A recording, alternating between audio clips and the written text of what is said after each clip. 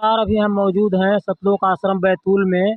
यहाँ पर संत रामपाल जी महाराज जी के सानिध्य में विशाल भंडारे का आयोजन किया गया है 20, 21 और 22 जून को।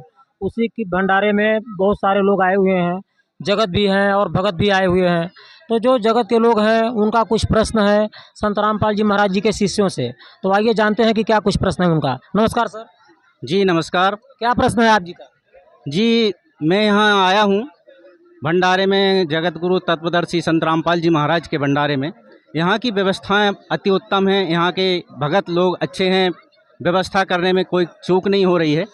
बशर्ते अभी अभी सुनने में आया है कि यहाँ कुछ शादियाँ होना है, ना तो यहाँ बैंड बाजे दिख रहे हैं, ना कोई बाराती दिख रहे हैं, और लोग बोल रहे हैं शादियाँ करेंगे। कैसे शादियाँ होंगी यहाँ? आप क्या कहना चाहेंगे? हमारे संत रामपाल जी महाराज जी ने एक मिशन है उनका, और उन्होंने उनके उद्देश्य भी हैं। गुरुजी ने ये बताया है कि हमारे इधर बिना दहेज मुक्त शादी होती हैं। 17 मिनट में असुर निकंदन रमैनी के साथ सभी देवी देवताओं की 33 कोटि देवी देवताओं की स्तुति करके, और रमैनी जिसे बोलते हैं, उसमें शादी हो जाती है।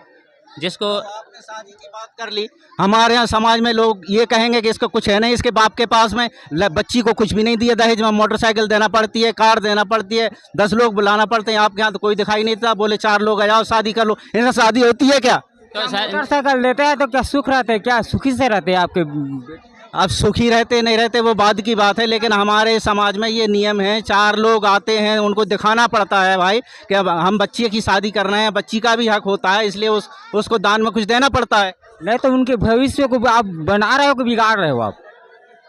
भविष्य के बारे में कौन जानता है? भविष्य तो उसका पति बनाएगा। हमारा काम है उसकी शादी करना। हमने कर दी, दान दहेज दे दिया, बेफिक्र हो गए, हमको इससे क्या लेना देना। नहीं, दहेज देने के बावजूद भी जलाते नहीं बेटी को?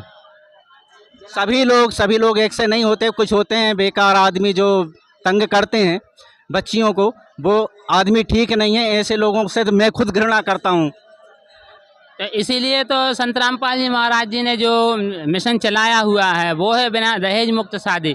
दहेज जिसने दिया उसकी बेटी सुखी नहीं रह सकती। और संत रामपाल जी महाराज जी के लाखों ऐसे रमैनी हुई हैं, शादियाँ हुई हैं जिसमें एक भी रुपए का लेन देन नहीं होता, और वो सुखी जीवन जी रहे हैं।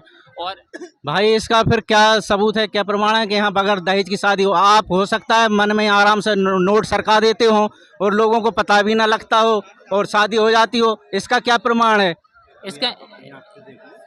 इसके लिए प्रमाण आपको देखना है तो जो जिसकी रमैनियाँ हो रही हैं, अभी आप रुकिए कुछ मिनट बाद में अभी रमैनी होने वाली हैं। 12:30 बजे से जो रमैनी होंगी उसमें आप देख सकते हैं, और उनके पिताजी से और स्वयं लड़की से भी पूछ सकते हैं। एक भी रुपए का ना लेन देन होता है, ना दहेज दिया जाता है, ना लिया जाता है। सिर्फ 2 जोड़ा कपड़ा ही दिए जाते हैं। हमारे गुरुजी कहते हैं 2 कपड़े जोड़ी दो। ठीक है, इस बात से तू ठीक है, आप 2 लोग हैं बोल रहे हैं तो इस बात में मानता हूँ।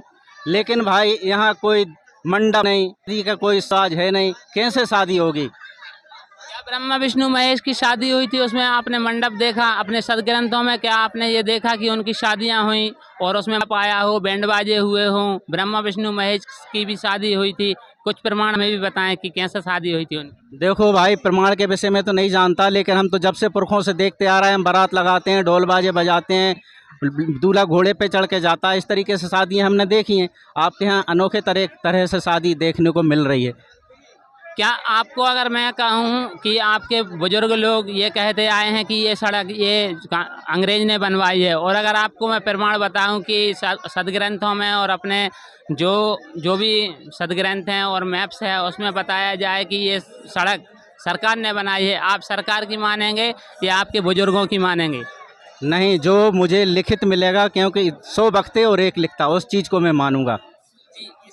इसी प्रकार हमारे संत रामपाल जी महाराज हर चीज़ का एक प्रमाण देते हैं। उसके लिए आपको प्रमाण देखना पड़ेगा, सदग्रंथ सभी देखने पड़ेंगे, उसमें जो लिखा हुआ है उसी हिसाब से संत रामपाल जी महाराज शादी करवाते हैं।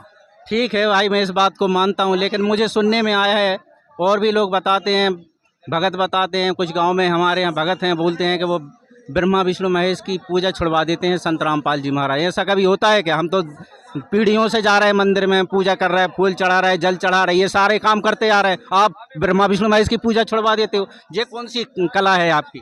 नहीं, क्या है कि हमारे गुरुजी खुद बोलते हैं कि ब्रह्मा विष्णु तीनों देव कमल दल बसे, ब्रह्मा विष्णु महेश। प्रथम इनकी वंदना और सुन सतगुरु उपदेश। तो कैसे छोड़वा सकते हैं?